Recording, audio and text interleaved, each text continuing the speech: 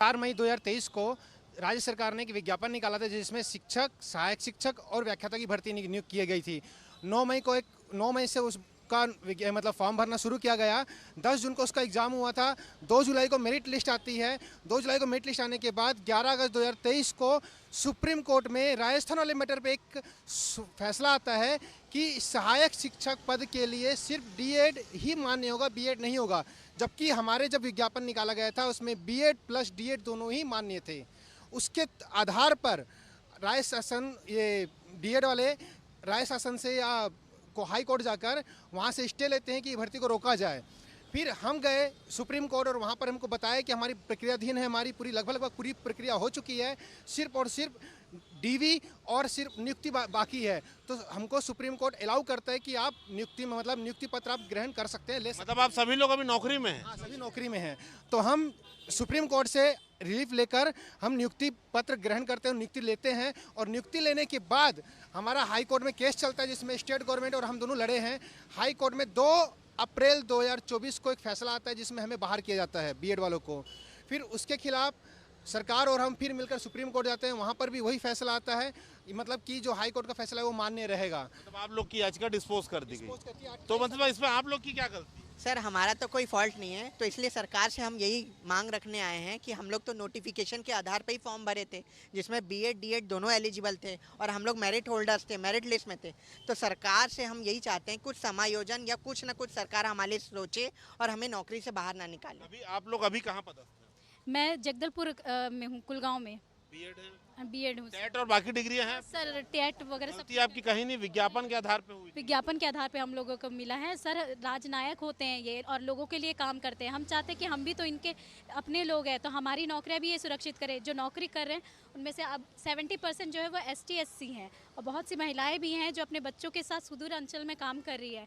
तो हमारी नौकरियां सुरक्षित होगी तभी तो सर हमें भी। ऐसे ही सरगुजा और बस्तर संभाग में जाने को कोई तैयार नहीं होता, आप लोग वहाँ जाके नौकरी कर रहे हैं? हाँ सर, हम लोग कोई चल के जा रहा है, कोई जैसे भी हो अपने हिसाब से बच्चों को पढ़ाने के लिए इतने दूर दूर जाते हैं। एक नक्सलिज्म का वहाँ पे एक थोड़ा डर भी बैठा रहता है, तो भी नौकरी के लिए तो हमको जाना ही है, तो जाते हैं सर। क्या चाह रहे हैं आप? हम बस यही चाहते हैं कि सरकार हमें किसी तरह बचाए। हमें किसी दूसरे शिक्षा विभाग में ही ऐसे बहुत सारे पद होते हैं जहां हमें समायोजित किया जा सकता है। तो बस हम सरकार से यही चाहते हैं कि बस हमारी नौकरी को बचा करके रखें। क्या विकल्प लग रहा है, जैसे कि अगर भाई डीएड वाला जो मामला इशू है, और शिक्षा विभाग में और कौन से पद हैं जहाँ आप लोग को भर्ती किया जा सकता है? शिक्षा विभाग में लैब अटेंडेंट का पद होता है जिसके लिए 12वीं आखिरी जो डिग्री रहती है 12वीं रहती है, और एक उसका हॉस्टल वार्डन का रहता है पद जिसमें भी 12वीं मतलब उच्च क्वालिफिकेशन 12वीं ही चाहिए। मतलब सेम ग्रेड के पद हैं? जी सर, सरकार मतलब सर हमारी एक तरह से राजा और हम उनके अधीन हम सभी हैं सर। हम हमारे मालिक हैं वो, हम उनसे अपील करते हैं कि हम सभी सर इतनी उम्मीदों के साथ हमने सरकारी नौकरी में भर्ती की थी सर। एक बहुत आम नागरिक के लिए सरकारी नौकरी पाना एक बहुत बड़ी बात होती है और अगर हमें उससे निकाल दिया जाता है तो हमें कितनी सारी चीज़ों का सामना करना पड़ेगा सर। हम सभी मिडिल क्लास फैमिली से हैं सर। कितना संकट हो जाएगा, रोजगार चले गया सर। हमारी नौकरी जाने पर हमारे समक्ष रोजगार का संकट उत्पन्न होगा। हम सभी मिडिल क्लास फैमिली से हैं और इस नौकरी के भरोसे हम लोगों ने लोन भी लिया हुआ है। बहुत सारे लोगों की नौकरी लगने के बाद शादियां हो गई है।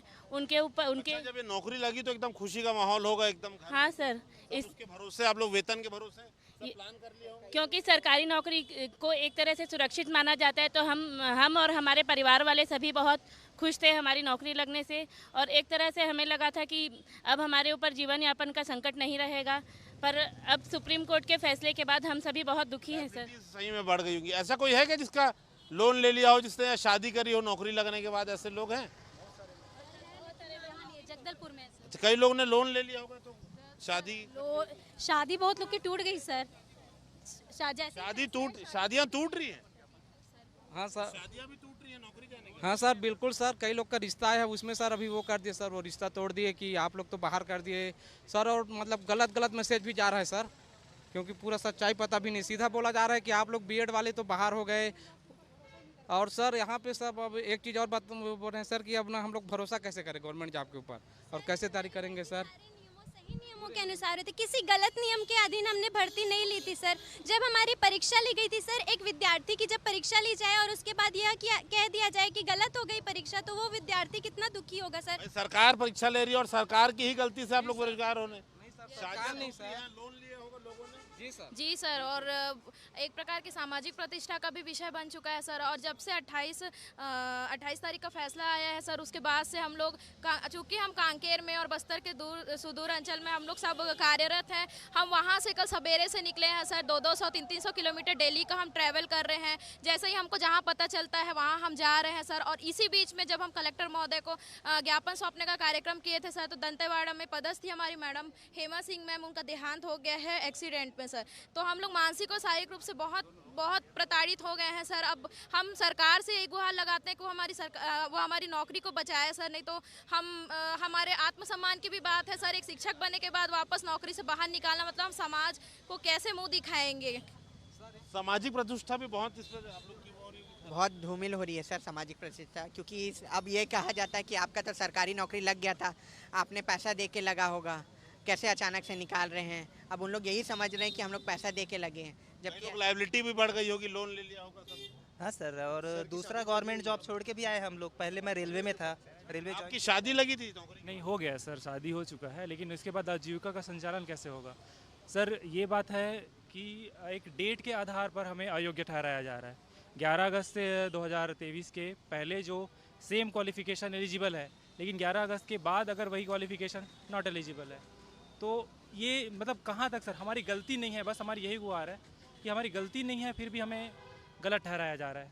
क्या है ये बीएड किए हुए असिस्टेंट टीचर, सरकार ने विज्ञापन निकाला, उसी को देख के तो हाँ उसी को देख के भरे। अब इनको साल भर ये गवर्नमेंट जॉब कर लिए, साल भर पेमेंट उठा लिए, अब इनको नौकरी से हटाया जाएगा, ये डिप्रेशन के शिकार हो जाएंगे, टेंशन में आ जाएंगे, इनका पूरा परिवार टेंशन में आ जाएगा हैं।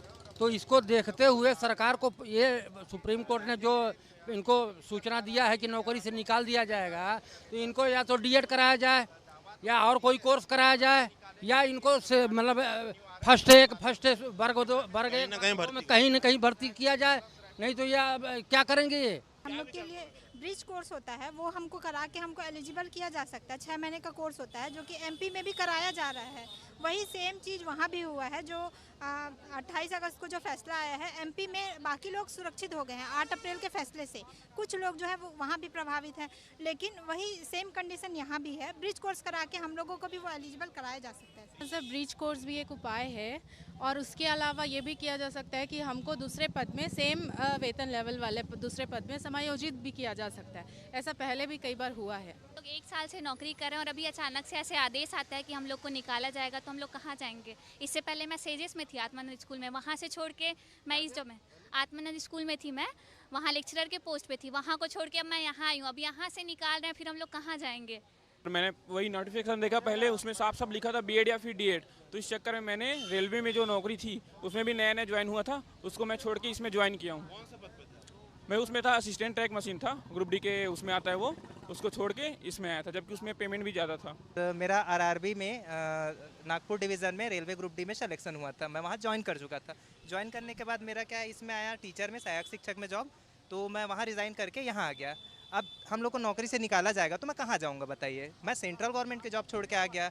स्टेट में भाई गवर्नमेंट जॉब तो गवर्नमेंट होता है ना, मैं नागपुर में अदर स्टेट में था, फैमिली कंडीशन के कारण मैं बाहर में जॉब नहीं कर पा रहा था।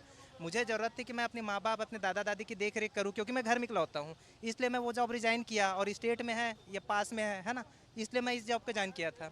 अब अगर सरकार ऐसा फैसला आ गया है कोर्ट का, है ना, डिसीजन है, और हम लोग का जॉब खतरे में है, तो अब क्या कहाँ जाएंगे सर? क्या करें हम लोग? सर, मेरा बस यही है कि हमारा जॉब बचना चाहिए, क्योंकि बहुत सारी उम्मीदें परिवार की भी जुड़ी हुई है हमसे, और हमारे बचपन से क्योंकि मिडिल क्लास फैमिली से हैं, तो कोई कमी नहीं की पढ़ाई लिखाई में पेरेंट्स ने, और जब हमारी बारी आ रही है उनको पे करने की, उनकी रिस्पॉन्सिबिलिटीज़ निभाने की, तब हमारी जॉब हमसे छीन ली जा रही है। तो मेरा तो बस यही अपील है, यही मैं सरकार से रिक्वेस्ट करती हूँ कि हमारा जॉब जो है वो सिक्योर करे, कैसे भी करे, कुछ भी वो अपना उपाय, हाँ, स्पेशल पावर लगाए, उपाय लगाए, हमारा जॉब वो सिक्योर करे बस। खेतों में काम करी हूँ, इधर उधर बहुत ज़्यादा ही स्ट्रगल की हूँ, फिर भी हम लोग को नौकरी से निकाला जा रहा है, कोई गलती नहीं होते हुए भी।